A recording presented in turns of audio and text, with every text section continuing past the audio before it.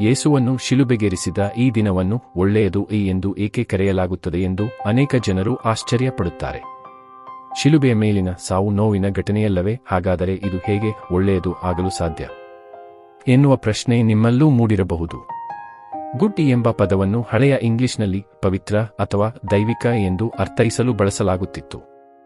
Christian ನಂಬಿಕೆಯ ಪ್ರಕಾರ ಯೇಸು ಶಿಲುಬೆಯ ಮೇಲೆ ತನ್ನ ಪ್ರಾಣವನ್ನು ತ್ಯಾಗ ಮಾಡುವ ಮೂಲಕ ಮಾನವ ಜನಾಂಗದ ಪಾಪಗಳ ಕ್ಷಮೆಗೆ ದಾರಿ ಮಾಡಿಕೊಟ್ಟರು. ಈ ತ್ಯಾಗವನ್ನು ಪ್ರೀತಿ, ಕ್ಷಮೆ ಮತ್ತು ಮೋಕ್ಷದ ಸಂಕೇತವೆಂದು ಪರಿಗಣಿಸಲಾಗಿದೆ. ಅದಕ್ಕಾಗಿಯೇ ಈ ದಿನವನ್ನು ಶುಭ ಶುಕ್ರವಾರ ಎಂದು ಕರೆಯಲಾಗುತ್ತದೆ.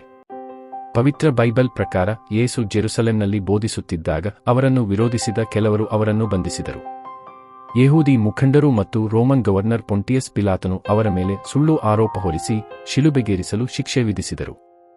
ತಮ್ಮ ಶಿಷ್ಯರೊಂದಿಗೆ ಕೊನೆಯ ಭೋಜನದ ನಂತರ ಗೆತ್ಸೆಮನೆ ತೋಟದಲ್ಲಿ ಪ್ರಾರ್ಥಿಸುತ್ತಿದ್ದಾಗ ಯೇಸುವನ್ನು ಬಂಧಿಸಲಾಯಿತು. ಶುಕ್ರವಾರ ಬೆಳಿಗ್ಗೆ ಯೇಸುವನ್ನು ಕೊರಡೆಗಳಿಂದ ಹೊಡೆದು ಅವರ ತಲೆಯ ಮೇಲೆ ಮುಳ್ಳಿನ ಕಿರೀಟವನ್ನು ಇಡಲಾಯಿತು. ಭಾರವಾದ ಶಿಲುಬೆಯನ್ನು ಹೊತ್ತುಕೊಂಡು ಯೇಸು ಗೊಲ್ಗೊಥಾ ಬೆಟ್ಟವನ್ನು ಹತ್ತಿದರು. ನಡೆದುಕೊಂಡು ಹೋಗುತ್ತಿರುವಾಗ ಅವರಿಗೆ ಚಾಟಿಯಿಂದ ಹೊಡೆಯಲಾಯಿತು. ಆಮೇಲೆ ಅವರನ್ನು ಬೆಟ್ಟದ ಮೇಲೆ ಶಿಲುಬೆಗೆ ನೇತುಹಾಕಿ ಅವರ ಕೈಕಾಲುಗಳನ್ನು ಉಗುರುಗಳಿಂದ ಚುಚ್ಚಿದರು. ಆ ದಿನ ಮಧ್ಯಾಹ್ನ ಸುಮಾರು 3 ಗಂಟೆಗೆ ಯೇಸು ಮರಣಹೊಂದಿದರು.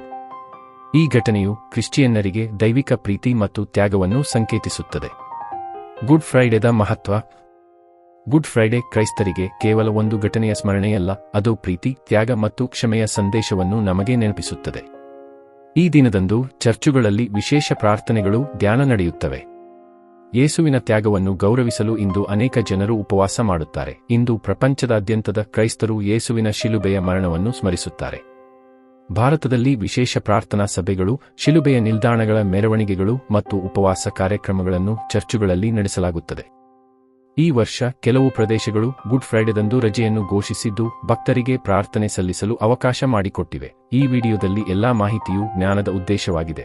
ಈ ವಿಡಿಯೋ ಇಷ್ಟವಾದಲ್ಲಿ ಲೈಕ್ ಮಾಡಿ, ಶೇರ್ ಮಾಡಿ ಮತ್ತು ಈ ಚಾನೆಲ್ ಅನ್ನು ಸಬ್ಸ್ಕ್ರೈಬ್ ಮಾಡಿ. ಧನ್ಯವಾದ.